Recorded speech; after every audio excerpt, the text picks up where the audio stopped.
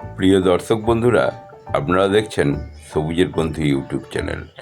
আমি দেবজিৎ আপনাদের কাছে নিয়ে এলাম আজকে আর একটা সফল গ্রাফটিংয়ের ভিডিও। তো এইটা আমার সেই বাড়ির সামনের ল্যাংড়া গাছটা, তাতে গ্রাফটিং করেছি বাড়ি 4 ভ্যারাইটিটা। এই যে দেখুন, আপনারা ট্যাগ দিয়ে রেখেছি এখানে বাড়ি 4। তো এই গাছটায় এখন পর্যন্ত 8খানা জাতের সায়ন গ্রাফটিং করেছি। এই গাছটায় আমি 12টা জাতের সায়ন গ্রাফটিং করব।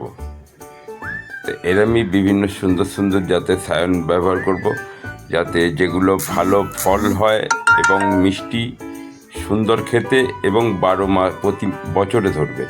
তো সেরকমই সায়নের গ্রাফটিং করব আমি।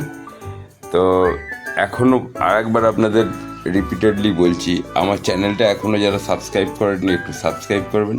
আর নতুন ইউটিউবার যারা, তাদের প্রত্যেককে অনুরোধ করব একবার সাবস্ক্রাইব করে দেখুন আমার চ্যানেলটা। আপনার চ্যানেলটাও আমি সাবস্ক্রাইব করব। তা এইভাবে নতুনদের রিকোয়েস্ট করুন, নতুন যারা আছে তারা নতুনদের তুলে ধরবে।